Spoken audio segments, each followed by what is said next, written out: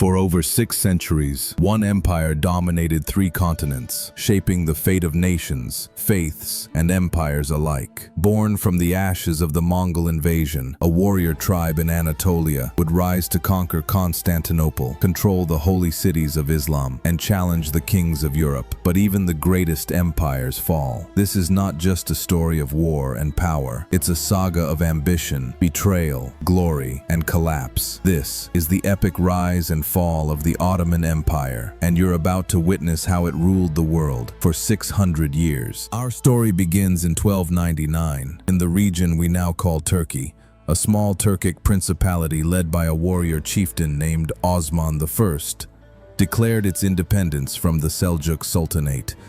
This was the birth of the Ottoman Empire. Osman's followers, known as the Ottomans, were Ghazis, Islamic warriors fighting against the crumbling Byzantine Empire. Over time, Osman and his successors expanded their territory westward into Christian lands. By the time of Orhan and then Murad I, the Ottomans had established a strong foothold in the Balkans. They used a highly disciplined military corps called the Janissaries, Christian boys taken through a system called devshirme, converted to Islam, and trained as elite soldiers. Then came Mehmed II, known as Mehmed the Conqueror. In 1453, he achieved what no Muslim leader had done before. He conquered Constantinople, the heart of the Byzantine Empire. The city was renamed Istanbul, and it became the glittering new capital of the Ottoman Empire. The fall of Constantinople marked the beginning of the Ottoman Golden Age. Under Sultan Suleiman the Magnificent, who reigned from 1520 to 1566, the empire reached the height of its power. Suleiman expanded the empire deep into Europe, besieging Vienna in 1529. In the east, he clashed with the powerful Safavid Empire of Persia.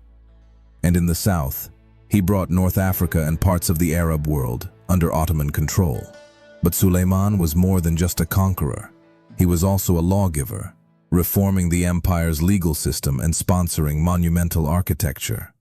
Under his rule, the Ottomans controlled a territory spanning 3 continents, ruling over more than 25 million people.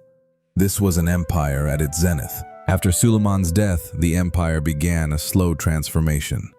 His successors struggled to match his strength and vision. The empire still expanded, but at a slower pace. The Battle of Lepanto in 1571 dealt a heavy blow to Ottoman naval supremacy. The failed Second Siege of Vienna in 1683 marked the beginning of territorial decline in Europe. Yet the empire remained powerful. The 17th and 18th centuries were marked by internal reforms, palace intrigues, and power struggles between the sultans, viziers, and the Janissaries.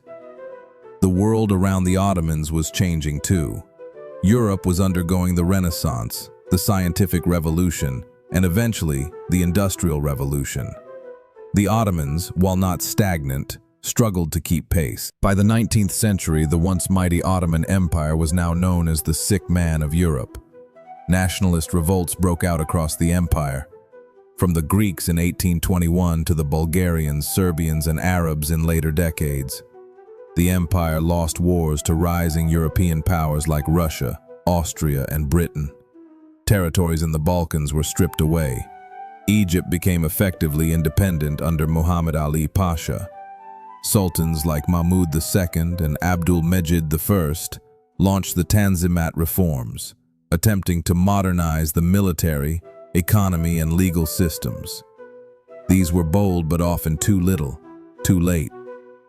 By the early 20th century, the empire had become a patchwork of collapsing provinces, foreign influence, and internal corruption. The final blow came during World War I. The Ottomans sided with the Central Powers, Germany and Austria-Hungary, and declared jihad against the Allies. But the empire was not prepared for a modern war. British forces stirred Arab revolts in the desert, famously led by T.E. Lawrence. The Gallipoli campaign, though a rare victory, could not turn the tide. By 1918, Istanbul was occupied by Allied troops. In 1919, the Turkish War of Independence broke out under the leadership of Mustafa Kemal Ataturk, a former Ottoman general. In 1922, the Sultanate was officially abolished. The last Sultan, Mehmed VI, fled aboard a British warship. And in 1923, the Republic of Turkey was born.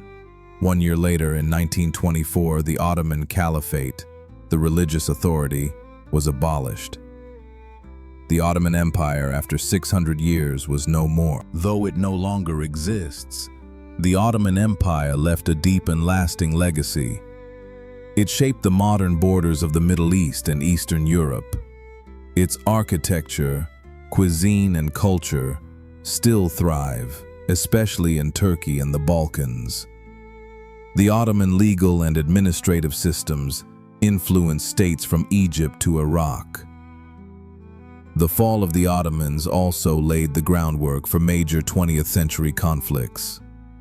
From the Arab-Israeli War to Balkan unrest, and even the formation of modern Islamist movements. For better or worse, the Ottoman Empire helped shape the world we live in today.